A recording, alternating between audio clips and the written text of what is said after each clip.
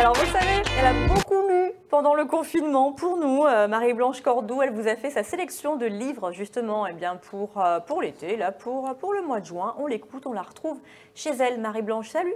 Je suis ravie de vous retrouver dans votre circonstance avec une nouvelle façon de se voir et de présenter les livres. Effectivement, pendant le confinement, j'ai eu beaucoup d'auteurs qui m'ont envoyé leurs livres et c'est avec plaisir que j'ai pu lire leurs bouquins. J'ai eu du temps et voilà, donc je vais vous présenter de nouveaux auteurs avec des romans pour cet été, pourquoi pas, et puis pour maintenant aussi, hein, parce qu'il faut tout le temps lire. Et aujourd'hui, on commence avec deux auteurs, deux femmes, alors avec deux romans historiques, mais bon, je ne suis pas fan des romans historiques, mais alors j'ai adoré parce que ce sont deux romans écrits d'une manière très originale. Avec, dans chaque livre, il y a en fait deux histoires. Voilà. Ah oui. Alors, on commence, vous allez voir, par une auteure qui est aixoise, Sophie Alfieri, qui est une enseignante à la retraite. C'est son troisième livre. Et ça s'appelle Un pas après l'autre sur les traces des esclaves, Atakora 1789, Bénin 2004.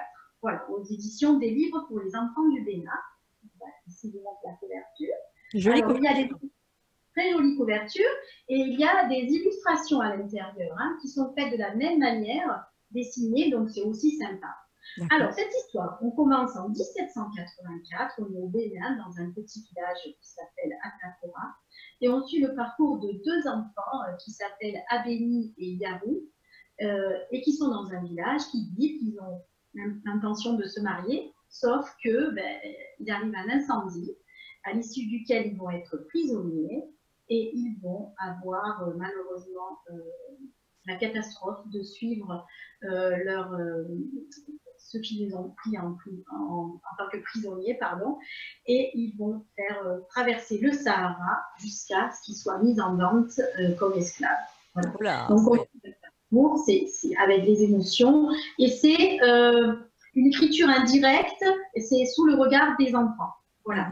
Ensuite, on a une deuxième partie, donc je vous disais qu'il y avait deux histoires. On se retrouve 200 ans après, en 2004, je ne sais pas si on voit bien la caméra. Pas trop, mais il faudra se le procurer pour le lire juste. Au Bénin. Et là, on assiste à la rencontre entre une journaliste marseillaise et une historienne béninoise qui se rencontrent au cours d'un congrès, qui sympathisent, qui discutent de ces événements et décident de refaire le même périple 200 ans après. Voilà, en essayant de revivre toutes ces émotions. Donc, vous voyez, je vous en parle et j'ai un peu des frissons parce que c'est vraiment un moment très émouvant entre ces deux femmes qui parcourent le même voyage et qui essaient de revivre toutes ces émotions. Voilà. C'est vraiment un message, un vibrant réquisitoire sur l'esclavagisme pour nous dire, voilà, on a ce devoir de mémoire, les émotions vont nous permettre d'être plus forts pour justement que ça se reproduise. Voilà, c'est vraiment un très beau livre à découvrir. Je répète le titre, Un pas après l'autre sur les traces des esclaves de Sophie Alfieri. Voilà. Très bien, émotion en perspective. Voilà, on passe au deuxième. Donc, le deuxième, c'est original, L'effet Michel-Ange de Georgette Bonnier. Ça s'appelle un roman en deux actes. Alors, Georgette Bonnier, elle est de la région parisienne, mais elle passe l'essentiel de ses vacances dans notre beau pays, soit au Puy-Saint-Préparable, chez son amie Nicole Ciotte, que je salue, qui est mon amie, et qui m'a dit, il faut absolument que tu découvres ce roman. Donc, elle me l'a envoyé. Effectivement, c'est un roman très original parce qu'on commence par l'histoire de Pierre et de Ève, un couple à la quarantaine, et ça fait 15 ans qu'ils vivent ensemble, ils n'ont pas d'enfant. Lui est un artiste peintre, elle est une professeure d'histoire géo, mais lui est un passionné de Michel-Ange. Il a bien raison. Voilà, et à tel point que ça prend un espace considérable dans sa vie et qu'à un moment donné, Ève n'en peut plus et claque la porte. Alors, il se retrouve seul et il entend une voix qui lui dit « Tu es peintre, certes, mais tu as toujours eu cette passion qui est l'écriture, remets-toi à écrire. » Qu'est-ce qu'il fait? Il écrit une pièce de théâtre qui concerne bien sûr Michel-Ange et il décide, une fois qu'il l'a écrit, un an après, de l'envoyer directement. Donc, vous le voyez, parce que c'est intéressant. Il l'envoie à Ève, voilà, et il lui dédicace. Et nous allons lire l'intégralité de cette pièce de théâtre. D'accord. Et dans cette pièce de théâtre, c'est un dialogue entre Michel-Ange et un ange.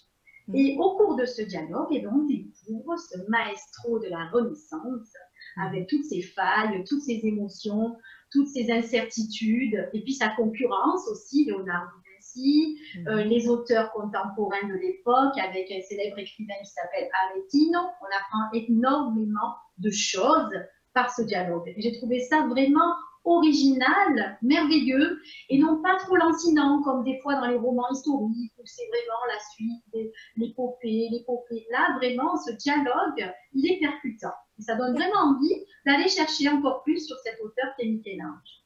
Oui. Et puis, on revient à l'histoire à la fin, hein, entre les deux personnages, comment ça va se finir. À vous de le découvrir. Donc, je répète, L'Effet Michel-Ange, un roman en 2 actes, aux éditions THOT, T-H-O-T. Voilà. Parfait, merci beaucoup Marie-Blanche pour cette sélection, première sélection via Zoom. Donc grâce à cette application, on a pu vous retrouver en plateau cette semaine et je l'espère très très vite avec nous, physiquement aussi, hein, vous viendrez nous voir. Avec plaisir, j'espère aussi. Merci beaucoup, hein. À très bientôt. Et oui, via Zoom. Alors, si vous vous demandez ce que c'est une application pour pouvoir justement enregistrer Marie-Blanche à distance et la retrouver comme ça sur le plateau, comme on l'a fait